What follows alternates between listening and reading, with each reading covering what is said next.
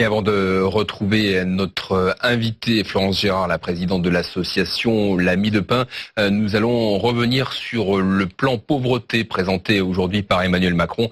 Un plan pour lutter contre la pauvreté autour de 3 axes. Oui, une série de mesures pour ne pas oublier les derniers de cordée. C'est Emmanuel Macron qui l'a dit ce matin. Priorité à la jeunesse notamment. Alors 3 axes, la petite enfance, l'emploi des jeunes, mais aussi la simplification des aides sociales. Les détails avec Jeff Wittenberg et Philippe Deslandes. Le scandale de la pauvreté. Voilà les mots d'Emmanuel Macron devant les associations réunies pour découvrir son plan ce matin. Mais avant de dévoiler les mesures, Emmanuel Macron veut donner le ton et en finir avec son image de président des riches. Il n'y a personne qui est premier de cordée si le reste de la société ne suit pas. N'oubliez personne, c'est dire aux premiers de cordée, n'oubliez pas les derniers de cordée. La pauvreté, développe Emmanuel Macron, elle commence dès la petite enfance. Le plan prévoit donc une aide massive pour l'ouverture de nouvelles crèches, en particulier dans les milieux défavorisés. Par ailleurs, le chef de l'État souhaite que des petits déjeuners soient servis systématiquement dans les zones d'éducation prioritaire, ainsi que la cantine à 1 €. Pour les jeunes, le chef de l'État annonce l'obligation d'être formé, qui va passer de 16 à 18 ans, et l'extension de la garantie jeune, un système pour ceux qui sont éloignés de l'emploi. 100 000 bénéficiaires aujourd'hui, 500 000 à la fin du quinquennat. L'autre grand changement, c'est le Big Bang des aides sociales. Le RSA, ça ne marche pas, constate le président. À peine 9% de ses allocataires retrouvent du travail la première année. Moi, je ne veux pas qu'on fasse un plan pour que les gens pauvres vivent mieux pauvres. Je veux qu'on leur donne le choix. Le choix de retrouver un emploi, précise Emmanuel Macron, qui veut donc créer un service public de l'insertion et en 2020, la mise en place d'une prestation unique, le revenu universel d'activité, qui fusionnera les actuels RSA, primes d'activité et autres types d'aides.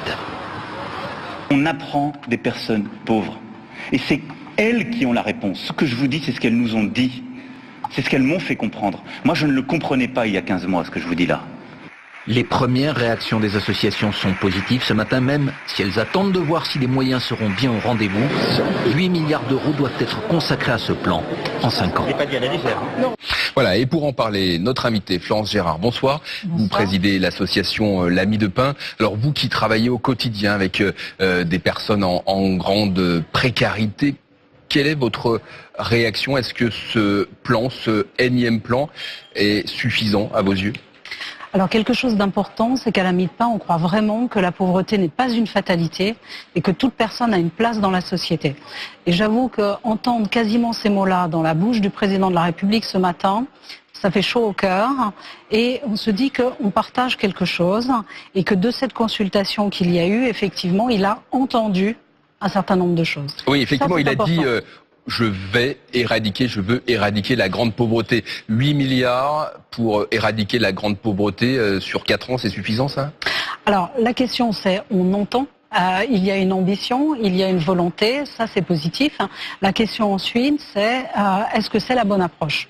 On a plutôt l'impression que l'approche est bonne, elle est globale. Il y a de la prévention, notamment pour les jeunes. Il y a du retour à l'emploi, ça c'est quelque chose de positif. Il y a la mobilisation des territoires, la mobilisation des associations, de l'expérimentation. La question c'est comment est-ce que tout cela va se mettre en œuvre? Mais est-ce qu'il ne manque pas quand même quelques outils autour du logement? Vous qui accueillez des personnes sans domicile fixe, il n'y a pas grand-chose sur le logement. Nous ne sommes pas seulement en fait sur les derniers de cordée, puisqu'il a beaucoup repris cette image, nous sommes sur les périodes décrochées. Sur des personnes qui vraiment ont lâché la corde et qui sont non pas dans la pauvreté mais l'extrême pauvreté dans la rue. Et pour cela, c'est vrai qu'on reste dans l'interrogation avec peu de mesures qui sont annoncées. Le structurel, c'est bien. Éviter qu'il y ait une reproduction sociale et qu'on soit pauvre de père en fils, c'est bien. Le sujet, c'est pendant que l'on va repenser cette politique, pour ceux qui aujourd'hui sont à la rue, ceux qui aujourd'hui sont dans les centres d'hébergement, qui aujourd'hui ne peuvent pas encore retourner dans l'emploi, eh bien qu'est-ce que l'on va faire? Et là, on se pose la question clairement, comment est-ce qu'on va passer par exemple cet hiver? Ce n'est pas forcément l'objet de grandes annonces d'un président de la République, mais c'est une préoccupation des personnels et des associations et des bénévoles sur le terrain. Florence Gérard, vous disiez à l'instant être pauvre de père en fils. On va voir ce sujet réalisé par Lynn Landau en dessin et en chiffres concernant le fameux ascenseur social en France. Est-ce que ce plan va permettre d'améliorer l'égalité des chances? On en reparle juste après ça. Quand on est dans une famille modeste, qui gagne dans les 10% des revenus les plus bas, combien de générations faut-il pour que ses descendants intègrent la classe moyenne avec des revenus moyens? Avant 75, nos parents pouvaient compter sur l'ascenseur social qui marchait plutôt pas mal. Mais aujourd'hui, il est un peu en panne. Imaginez-vous dans un gratte-ciel, avec des marches hautes comme ça. C'est-à-dire que les personnes tout en bas sont moins nombreuses à gravir les échelons, tandis que tout en haut, la plupart des riches gardent leurs privilèges.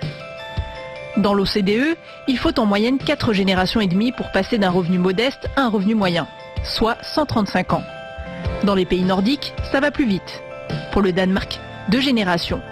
Dans les pays émergents comme la Colombie, il faut s'armer de patience, 11 générations. Et ici, en France, il faut se démener pendant 6 générations.